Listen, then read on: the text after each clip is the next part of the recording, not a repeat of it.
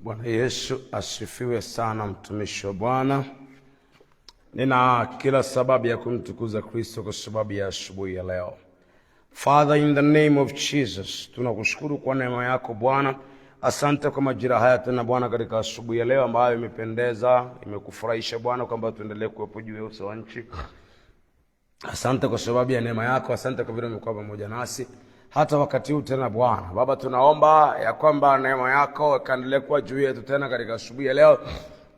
Na kuomba ya Baba ukazungumze nasi, na kuomba Bwana ukaendelee kusema nasi katika ule wema wote ambao nataka tuujue. Bwana wangu, tukazidi kuongezeka mbele zako katika jina lenye nguvu la thamani la Yesu Kristo Mwokozi uliye hai. Bwana wangu, ninakuomba ukatutendee haya, ukisema na kila mmoja Bwana katika asubuhi ya leo, kwa utukufu wako Mwokozi, kwa jina la Yesu Kristo mwana wa Mungu aliye hai. Amen. Bwana Yesu asifiwe. Basi naomba tuendelee pale mahali ambako tuliishia kwa habari ya nguvu ya msamaha, nguvu ya kusamehe au nguvu ya kuachilia. Bwana Yesu asifiwe sana. Ninamshukuru Mungu sana kwa ajili yako mtumishi wa Bwana. Yes. God seekers, we are spiritual giants and we are more than conquerors. So tunaendelea tena. Mungu akupe neema, usiwe mtu wa kawaida. Just become an extraordinary, katika jina la Yesu. Acha tuendelee mahali ambako tuliishia siku ya juzi. Tuliishia mahali ambako tuliona kwamba sasa sio umfanyie mtu kosa, kwa sababu akikasirika utaanza kumshutumu kwamba ametenda dhambi. Wewe umfanyie vibaya, atakasirika kweli kwa sababu hasira iko ndani yake, lakini kitu ambacho unapaswa kuchunga ni kwamba after kukasirika kwako, tendo litakalofuatia hasira yako ndio litaamua umefanya kosa au hujafanya kosa. Yesu na atusaidie sana. Kwa hiyo umakini mkubwa unahitajika katika mambo haya ili Mungu aendelee kutupa neema zaidi. Nikasema kwamba kati ya vitu ambavyo, kati ya mambo ambayo unahitaji kumwomba Mungu uwe na uwezo navyo ni pamoja na kusamehe. Kusamehe kwa sababu gani? Nilisema kukwazwa ndio kitu kiko karibu zaidi na maisha ya mtu kuliko vitu vingine. Yaani kwa sababu ingelikuwa unaishi na watu wasiokuwa na ubongo, yaani watu ambao ni brainless, hawana ubongo. Ingekuwa unaishi na brainless, hapo tungesema uwezi kosewa, kwa sababu wasingekuwa na mtazamo wowote, wasingekuwa na mawazo tofauti na wewe. Lakini kama tu unaishi na watu ambao wako na brain kichwani, si mada, hata mada mwenyewe anaweza kukosea. So hautaweza kukosewa kirahisi sana, kwa sababu watu wako na ubongo, wako na mitazamo tofauti. Yes, kwa sababu hiyo watakukosea. Kwa sababu makosa huaga mara nyingine, kukwazwa kunatokana ni kule kupishana tu kimtazamo. Kwa hivyo Mungu akupe neema sana katika hili, kwa sababu ni muhimu mno katika jina la Yesu. Bwana Yesu asifiwe. Basi naomba tuingie kwenye kipengele kimoja ambacho hatujakiangalia, tukiangalie kwenye eneo hilo la msamaha na kusamehe. Tuangalie hicho kipengele kidogo. Ni kipengele kidogo tu ambacho ninasikia tukipitie katika asubuhi ya leo, na ni kipengele ambacho kuna wakati mwingine watu wanajichanganya. Kuna wakati mtu anafanya makosa, anafanya dhambi. Mtu mmoja aliwahi kufanya kitu fulani, alafu nikamuuliza, mbona kama hii kitu hakijakaa vizuri? Akaniambia, usijali, mimi na Mungu tulishamalizana. Mimi na Mungu tulishamalizana. Nataka kuzungumza jambo moja katika kitu hiki, kwamba ni muhimu mtu akaelewa na akajua vizuri ya kwamba kuna dhambi iliyo ya mauti na dhambi isiyo ya mauti. Usije ukachanganya hizi mambo mbili tofauti. Dhambi isiyo ya mauti ni, kwa mfano, natoa tu mfano, ni kwa mfano umemwambia mtu, bana, kesho asubuhi nitakupa ile hela yako, alafu umejikuta kwamba kesho asubuhi umepata dharura, umesafiri, hujampa ile fedha yake. Kimsingi unakuwa umemdanganya. Lakini ni dhambi ambayo si ya mauti, kwa sababu inakuwa sio ya mauti ile dhambi, kwa sababu umemdanganya, ni kweli, lakini ni katika hali au namna ambayo ilikuwa tuliite ni kosa, ni dhambi isiyo ya mauti. Au umejikuta kwamba ulikuwa unatembea tu barabarani, ghafla hapo kumbe kulikuwa kuna mali ya mtu hapo, kuna nyanya za mtu umezikanyaga, umeombana msamaha na nini na nini, au umezikanyaga ni kwa bahati mbaya, ukuwa umeona, ukuwa umejua, hiyo ni dhambi, lakini isiyo ya nini, isiyo ya mauti. Kuna utofauti kidogo, maana kuna dhambi ya mauti na dhambi isiyo ya mauti. Sasa mtu anapokuwa ameanguka kabisa, ameanguka kutoka kuna makosa ambayo unaweza ukayafanya na ukaomba msamaha, ukatubu mbele za Mungu na Mungu akakusamehe. Lakini kuna makosa mengine ambayo ukiyafanya, si kwamba Mungu hakusamehe, ila unakuwa umeanguka kwa sababu hiyo ile nafasi, the position, ule ukuhani unakuondokea. Kwa sababu unapokuwa umemwamini Yesu na unaishi katika Kristo Yesu, kuna kitu kinaitwa ukuhani. Unakuwa na ukuhani ndani yako. Hasa ule ukuhani ndio unaokupa nafasi au unaofanya ile huduma ya upatanisho. Tuko sawa sawa? Kuna mahali kwenye kitabu cha Wakorintho nasema yeye mwenyewe alikuwa ndani akiupatanisha ulimwengu na nini, na nafsi yake, naye ametupa huduma ya nini, ya upatanisho. Sasa mtu anapofanya dhambi ya mauti, kwa maana ya kuanguka kwenye neema ya wokovu, ameanguka. Kama mtu ameanguka kwenye wokovu alafu anasema amemalizana na Mungu, hii sio kweli na haiwezekani. Kwa sababu unapoanguka, ile nafasi ya ukuhani, my brother, yes, ile nafasi ya ukuhani inaondoka. Ile nafasi ya ukuhani inapotea, inakuwa haiko kwako tena. Ile haki ya kikuhani ya kuunganisha watu na Mungu, ile haki inakuondokea. Kwa nini inakuondokea? Ni kwa sababu tayari moja kwa moja unakuwa umeanguka. Unapoanguka, maana yake ule utukufu wa Mungu unakuondokea. Ni kwa mfano Adamu alivyoambiwa usile tunda, naye akala. Kwa mfano katika kulisogelea lile tunda, labda kwa mfano, yani angefanya kitu kingine tofauti, tofauti na kula, hapa asingekuwa amefanya kosa. Lakini ameambiwa usile na akala. Mimi naamini jambo moja, kwamba Adamu hata kwa mfano angechukua matunda yameanguka hapo chini, yanaoza, akayasukuma, akayasogezea pembeni ili asafishe pale chini ya mti, akasafisha na nini, ile isingekuwa ni kosa, hata kama pengine labda aliambiwa asiagushe au nini, lakini haiko hivyo. Ila kikubwa nataka kusisitiza ni kwamba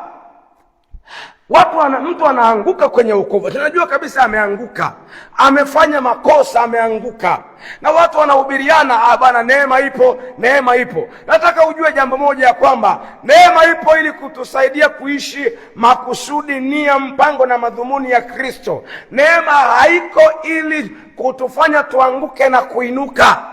Jamani, Bwana Yesu na atusaidie sana.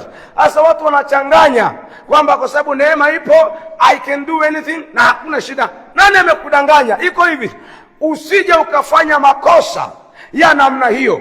Unakosea eti kwa sababu kuna neema hakuna shida. Neema ipo ili kutusaidia kusimama imara katika Kristo. Neema haiko kwa ajili ya kutuangusha na kuinuka, kwamba hizi tuko huru kuanguka na kuinuka tena kwa sababu kuna neema. Hakuna biashara namna hiyo.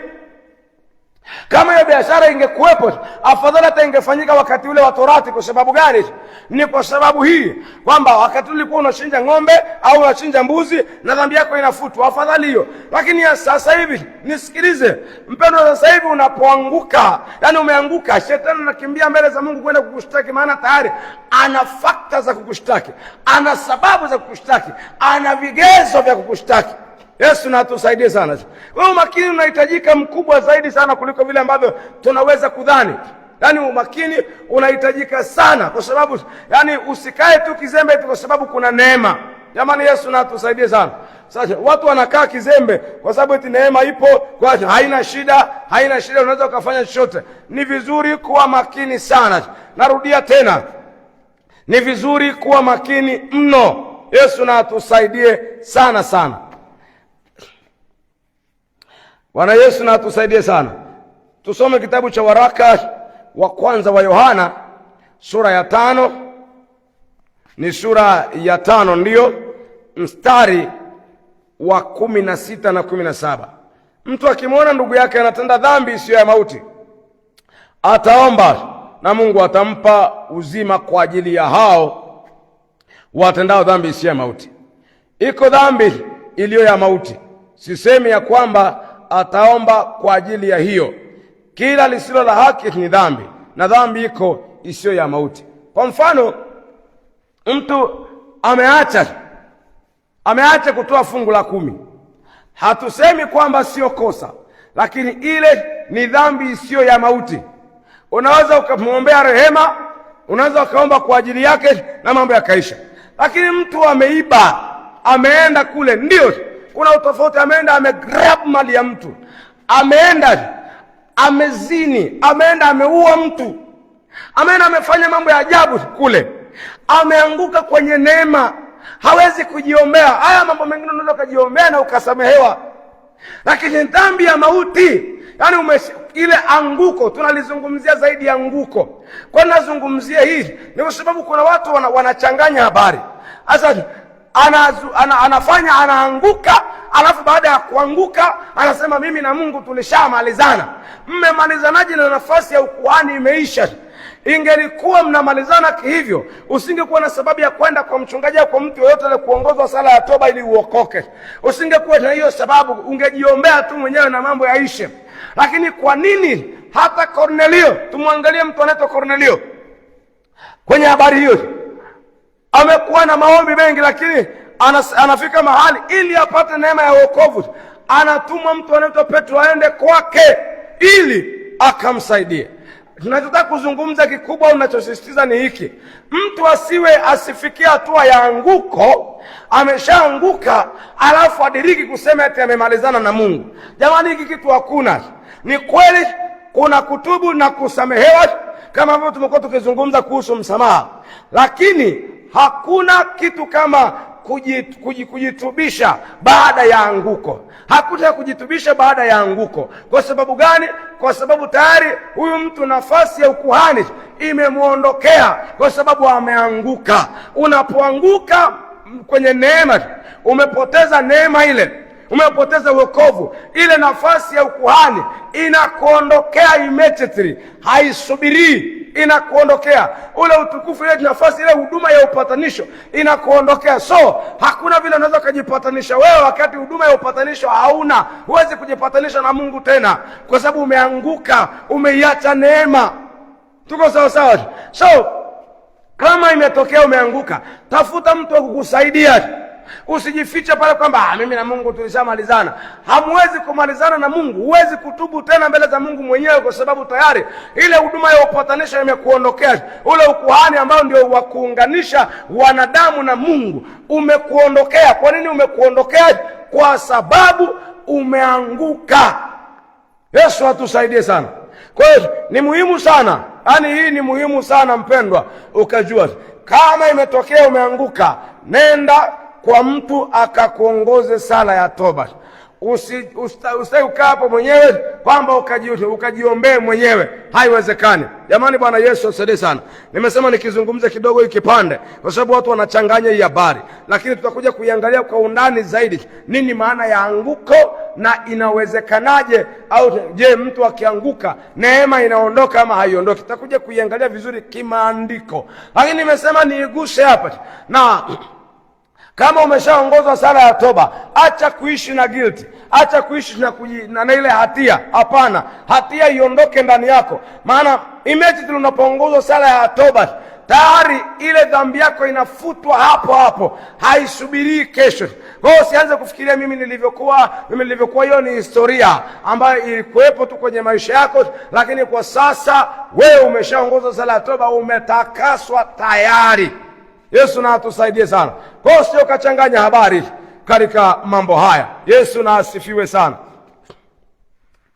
Usichanganye habari hizi. Haya ni mambo mawili tofauti. Umeanguka, ukishaanguka usijisifie. Yaani usiendelee kusimama pale ukisema mimi na Mungu tumemalizana. Hakuna kumalizana na Mungu kama sio kuongoza sala ya toba. Hiyo njia haipo. Hakuna namna nyingine. Hakuna. Namna ni moja tu, uongozwe sala ya toba. Jamani, Bwana Yesu asaidie sana. Hasa tukizungumza kuhusu nguvu ya msamaha, ndio tunayoendelea nayo. Msamaha umebeba urejesho. Mtu anaposamehe au mtu anapoenda kutubu, mtu unapoenda kutubu baada ya kukosea, kuna urejesho unaofanyika kwenye maisha yako, kwa sababu kila unapomkosea mtu, umemkosea, umemfanyia vibaya. Kama hautaenda kutubu, hakuna urejesho. Ile nafasi ambayo ulikuwa nayo mwanzo, nafasi ulikuwa nayo mwanzo kwenye maisha ya yule mtu, ile nafasi inaondoka. Kwa hiyo muhimu sana ujue, kama umemkosea mtu, nenda kamuombe msamaha ili urejesho, ili ile neema ya Mungu irejee tena juu yako. Kwa sababu gani? Kumbuka, unapomkosea mtu anabaki na manunguniko. Kuna machozi yataishi ndani ya huyo mtu, na hayo machozi hayatakuacha wewe salama, yatakuweka katika shida kwa sababu ya yale mambo ambayo umemfanyia. Yesu na atusaidie sana. Kwa hiyo ni muhimu sana. Lakini mtu na mtu, yani mtu anapokuja kukuomba msamaha, yani jaribuni sana kutengeneza mapatano. Ndio, ni kweli kosa limefanyika, kuwa mwepesi kutubu, tengenezeni mapatano tena, rejesheni undugu wenu, rejesheni urafiki wenu, tengenezeni haya mapatano. Kwa namna gani? Kwa kuombana msamaha. Na wewe ukiomba msamaha, samehe. Na wewe hata kiburi, nenda kaombe msamaha. Narudia tena kwamba hata ungekuwa wewe ndiye mkubwa, ndiye mzee, ndiye mwenye cheo kuliko huyo, lakini umemkosea yeye, nenda kamuombe msamaha na mapatano yawepo tena.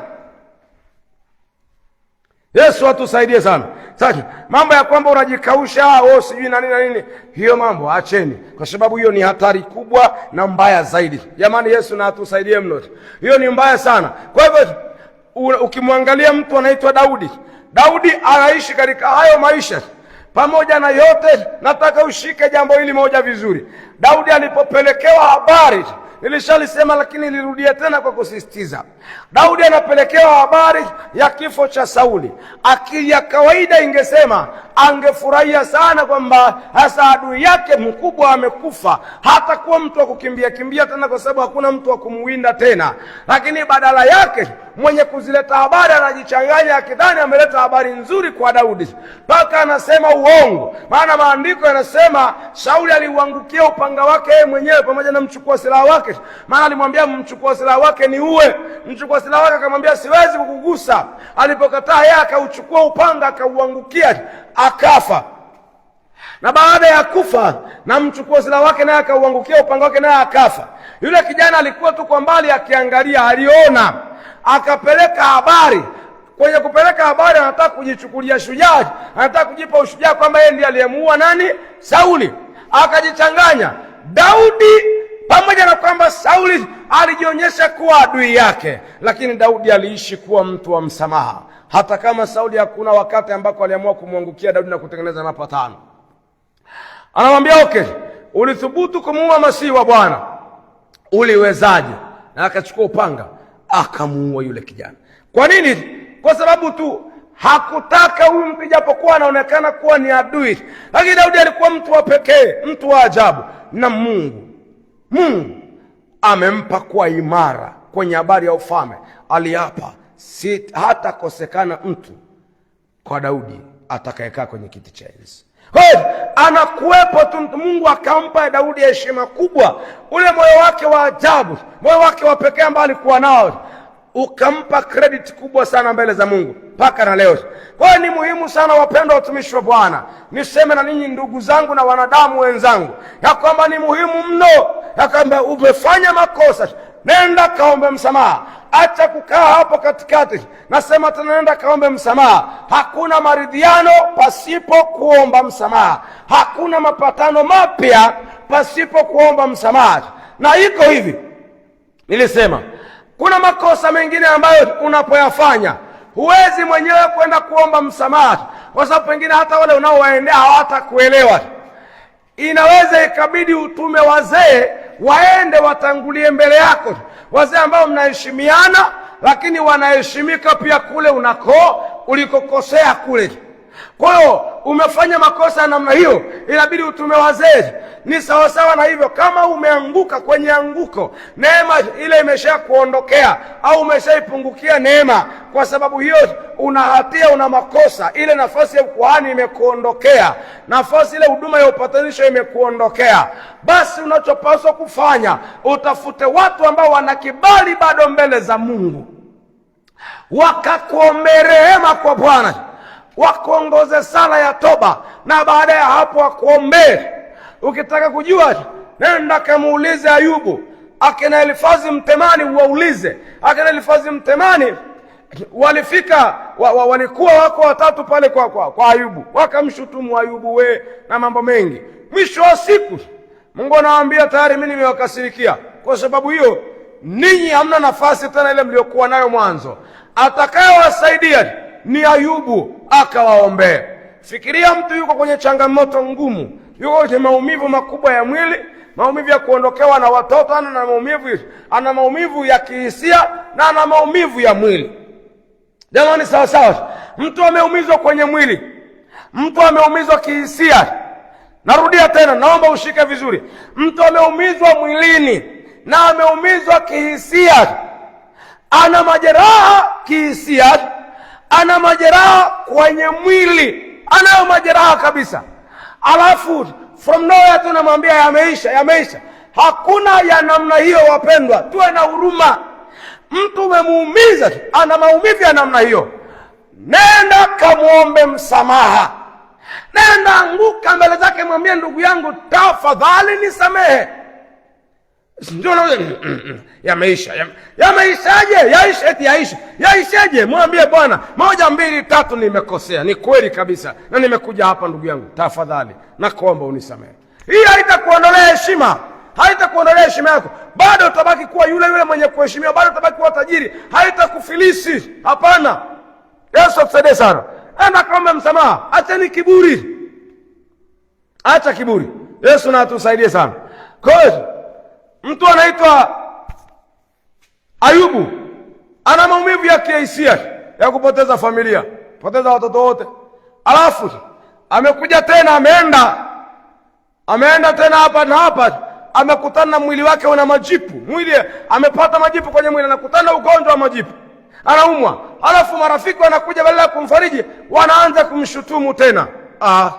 Kafika mahali Mungu akaona wamefanya vibaya, akamwambia sasa, ili mpate kibali, ili mrudi tena, nendeni mwambieni Ayubu awaombee.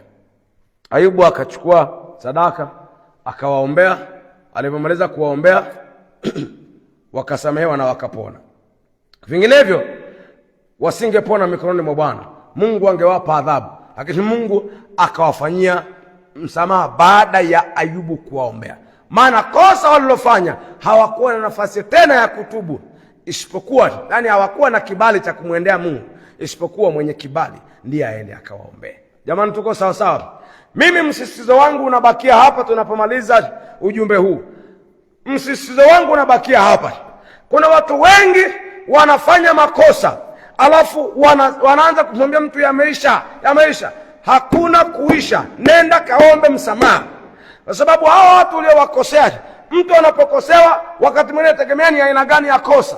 Kuna kosa ambalo linatengeneza maumivu ya kihisia na linatengeneza maumivu kwenye mwili pia. Kwa mfano, imetokea umempiga mtu, ana maumivu ya kihisia kwa maana ya uchungu, lakini pia ana maumivu kwenye mwili. Alafu unamwambia tu yaishe. Yaishe gani?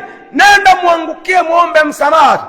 Na ukifika pale, hata kuanza kumshutumu huyo mtu, ana maumivu ya kihisia, ana maumivu kwenye mwili, pengine ana jeraha kabisa tuliangalia, alafu unaanza kumshutumu tena huyo mtu, hujaje kuomba msamaha. Na inaweza kuwa vigumu yeye kupata ile relief ya moyo kukusamehe. Yaani inaweza kuwa vigumu, akabaki na ule uchungu, kwa sababu unamshutumu tena, umsababishie changamoto, alafu bado umshutumu tena. Wapendwa, umakini unahitajika sana. Hata kama wewe ndiye mkubwa, wewe ndiye mzee, wewe ndiye bosi, lakini kumbuka huyu naye ni mtu kama wewe. Tofauti yenu ni nafasi, positions. Tofauti yenu ni ukoo pengine na kabila, lakini ninyi wote ni watu. Kwa hiyo maumivu ambayo ungesikia wewe ungefanyiwa hayo ndio anayoyasikia yeye. Wewe ungefurahi, ungeshutumiwa tena. Mtu amekufanyia mabaya na amekuumiza, alafu aanze kukushutumu tena. Wewe ungefurahi? Kama usingefurahi, yatendeni yale ambayo mnataka kutendewa na watu, watendeni wengine, msiwatendee yale ambayo hamtaki kutendewa. Baba, katika jina la Yesu, asante kwa neema yako. Nakushukuru Bwana kwa sababu ya pendo lako. Katika jina la Yesu, asubuhi ya leo Bwana tunakushukuru kwa neema yako. Asante kwa vile umekuwa pamoja nasi. Tunakutukuza sana na kukuinua. Tunasema asante Bwana, kwa sababu hakuna na wala hatatokea kama wewe. Baba yangu na Mungu wangu, katika jina la ajabu la Kristo Yesu, nimekuja kwako nikiomba Mungu mtakatifu kwamba Bwana ukatusafishe, ukatuoshe, ukatutakase tena Bwana katika asubuhi ya leo. Hala ambako inawezekana tumewakosea watu alafu tukaona kama haina maana kuomba msamaha, Baba ninakuomba utusamehe Bwana. Tunakuomba utusafishe, ukatuondolee kabisa Bwana kila kosa na dhambi zozote zile. Tusafishe Bwana. Lakini Baba yangu na Mungu wangu, nimekuja mbele zako katika asubuhi ya leo Mungu mtakatifu, nikiomba kwamba utusafishe Bwana, ututakase kabisa, ukatuondolee dhambi katika jina lenye thamani kubwa sana la Yesu Kristo Mwokozi uliye hai. Bwana wangu na Baba yangu, nimekuja kwako nikikuomba katika asubuhi ya leo Bwana, tunaomba neema mbele zako tena. Tunaomba neema kwako Bwana. Baba, tunaomba neema Mfalme, tunaomba kukubalika mbele zako Mfalme utukufu, tunaomba kibali katika jina lenye thamani kubwa sana na takatifu mna la Yesu Kristo Mwokozi uliye hai. Bwana wangu, ninakuomba ukatusafishe Baba, ukatutakase Baba, ukatuondolee dhambi, ukatuondolee makosa na uovu wote Bwana, kwa jina lenye thamani kubwa sana la Yesu Kristo Mwokozi uliye hai. Baba, ninakuomba sana ukatutakase tena Bwana katika asubuhi ya leo. Tunaomba kibali Bwana, tunakuomba ukatutengeneze Mfalme. Bwana, ni shauku ya moyo wangu Bwana, ni shauku ya mioyo yetu Mfalme, kuwa kile ambacho ulikikusudia, kile ambacho ulikidhamiria, kile ambacho ulikitaka Bwana wangu, tunahitaji kuwa hicho Bwana, wala tusiishi tofauti na vile ambavyo Yesu Kristo ulidhamiria, ulikusudia na ulitaka. Bwana wangu, katupe neema Mungu mtakatifu ya kwamba tukaishi kwa ajili yako Bwana duniani. Mungu mtakatifu, tutengeneze tuwe kile ambacho wewe Yesu Kristo Bwana ulikitaka, kile ambacho wewe ulikidhamiria, kile ambacho Bwana ulikikusudia, katika jina la Yesu. Baba yangu, Mungu wangu, Mfalme wangu, mwamba wangu na nguvu zangu, ninakuomba Bwana kwamba ukatufanyie matengenezo makubwa Baba, turekebishe Mfalme utukufu. Bwana wangu, tunahitaji kuwa kile ambacho ulikikusudia, kile ambacho ulikitaka, kile ambacho ulikidhamiria mwenyewe Yesu, tunahitaji kuwa hicho Bwana, katika jina la Yesu Kristo mwana Mungu aliye hai. Bwana wangu na Baba yangu, nakuomba ukatutengeneze Mfalme wa utukufu, tuwe kile ambacho ulitaka tuwe Bwana. Baba, katika jina la Yesu ukatutengeneze Mfalme wa amani, ukatupe kwa matokeo ya kazi ya msalaba Bwana. Baba, katika jina la Yesu ninakuomba sana kwamba Mungu mtakatifu tutengeneze upendavyo Baba, tufinyange kabisa Mungu mtakatifu Bwana wangu, ukatupe kukufurahisha wewe Bwana wangu, tupe kuishi kwa ajili yako duniani Mfalme, tuishi kwa faida yako Bwana wangu, tukaishi vile utakavyo Bwana, ukafaidike kwa kuwepo kwetu duniani, katika jina lenye thamani kubwa sana la Yesu Kristo Mwokozi uliye hai. Bwana mabwana, Mungu mtakatifu, Mungu mwenye nguvu, Mungu mwenye uweza, Mungu mwenye mamlaka, katika jina la Yesu Kristo mwana wa Mungu uliye hai. Bwana wangu na Baba yangu, nakuomba ninakusihi sana kwamba Mungu mtakatifu Bwana mabwana, ukatusafisha na kututakasa Jehova. Tunaomba kibali machoni pako Bwana, tutengeneze vile upendavyo, tutengeneze vile unavyoona kwamba ni vyema na kwamba inakupendeza. Hivyo Bwana Mungu mtakatifu ndivyo tukawe, wala isiwe tofauti na hivyo Bwana, lakini tupe neema Mungu mwenye haki, tupe neema Bwana Mungu mwenye mamlaka, Mungu ketie patakatifu mno. Tunakuomba Mungu mwenye haki Bwana wangu na Baba yangu, katika jina la Yesu Kristo mwana wa Mungu uliye hai.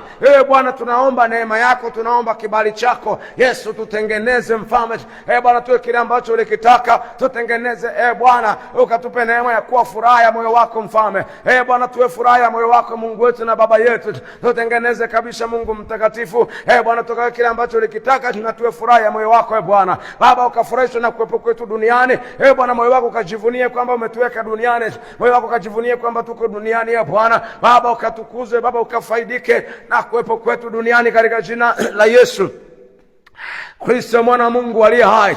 Bwana wangu, ninakuomba sana kwamba ukatutengeneze Mfalme Baba, tunakuomba ukatufinyange vile upendavyo Bwana wangu, tunahitaji kuwa furaha ya moyo wako Bwana. Baba, tupe kuwa shangwe ya moyo wako, katika jina la Yesu Kristo mwana wa Mungu aliye hai. Bwana wangu na Baba yangu, ninakuomba sana kwamba Mfalme wa utukufu ukatutengeneze vile ambavyo inapendeza machoni pako Bwana wangu na Baba yangu katika jina la Yesu, Mfalme tutengeneze Bwana, wako watoto wako ambao Bwana katika maeneo mbalimbali sasa wanakuomba Bwana, wanakulilia wewe Mungu mtakatifu. Ninakuomba Bwana ukafanye marekebisho, ukafanye matengenezo ndani yetu Bwana wangu. Inawezekana kuna mambo mengine ambayo wanaomba sasa kwa sababu wameshindwa kuyaacha. Kuna vitu ambavyo vinawasumbua wangetamani kuacha lakini wameshindwa kuacha. Bwana wangu, Baba yangu, mwamba wangu, nguvu zetu Bwana, ninakuomba sana katika jina la Yesu ya kwamba Baba yetu na Mungu wetu katupe neema Mungu mtakatifu Bwana.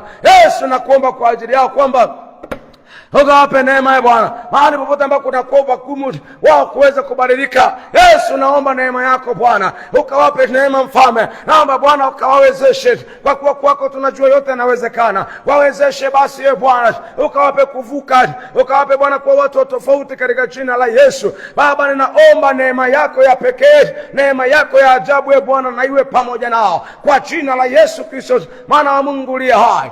Bwana wangu na Baba yangu, Mungu wangu, mwamba wangu, ninakuomba Bwana ukatengeneze. Yesu fanya jambo jipya. Ni wewe peke yako mwenye uwezo wa kugeuza moyo wa mtu.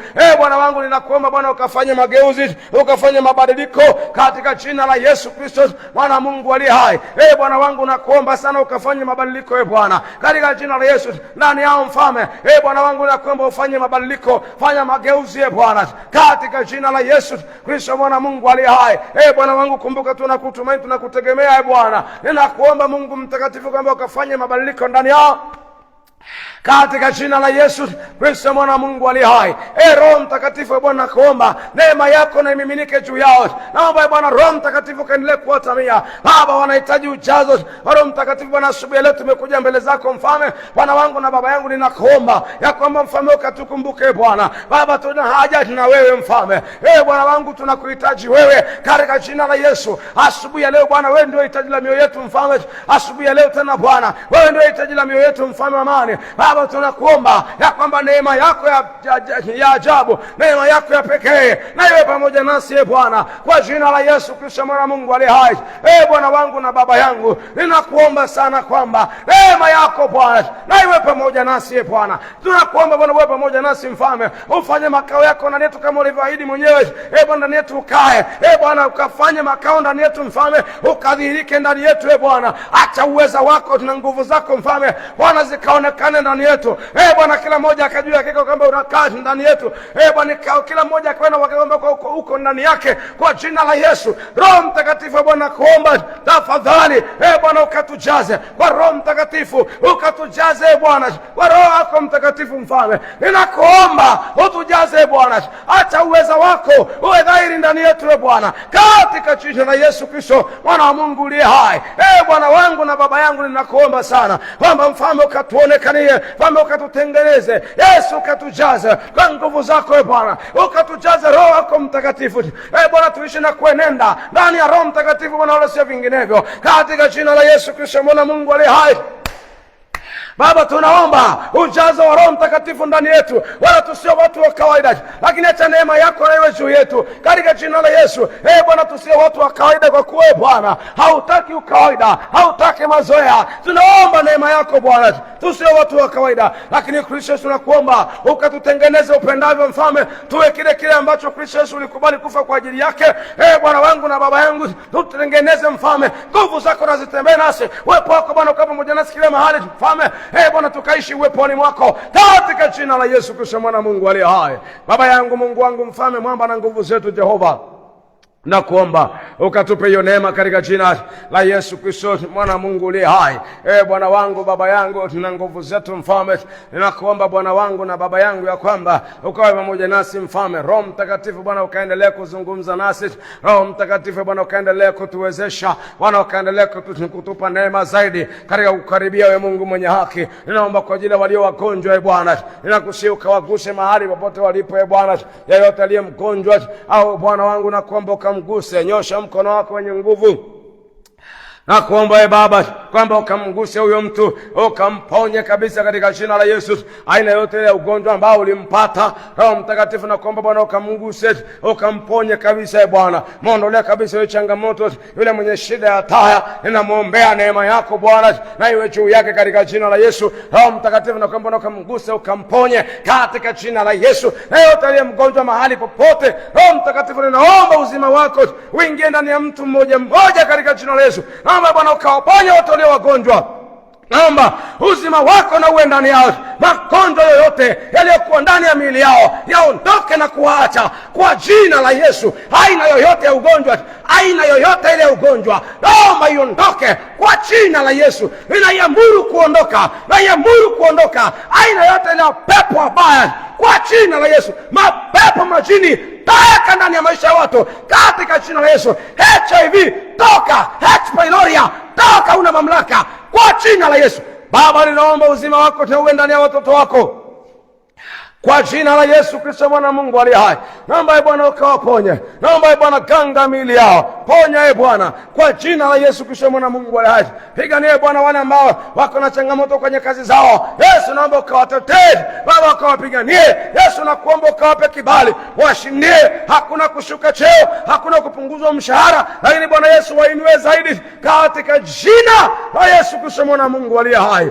Tunajikabidhi mikononi mwako Bwana katika asubuhi ya leo. Nawaombea watoto wako Bwana ukatembee na wao wanapoondoka maeneo mbalimbali kuelekea kwenye maeneo mbalimbali ya kazi. Yesu ninakuomba uwe pamoja nao. Tembea nao Bwana Yesu, ukawalinde. Wape kupata Bwana wanachokitafuta. Wape kupata riziki katika jina la Yesu. Wapatie Bwana siku kwa siku riziki Bwana kwa utukufu wako Mwokozi. Katika jina la Yesu Baba, tunakuamini na tunakutumaini, tunakutegemea wewe peke yako katika jina la Yesu Kristo Mwana Mungu aliye hai. Tunakuomba Yesu na kukuamini kwa jina la Yesu. Amen. Mungu akubariki sana. Uwe na wakati mzuri.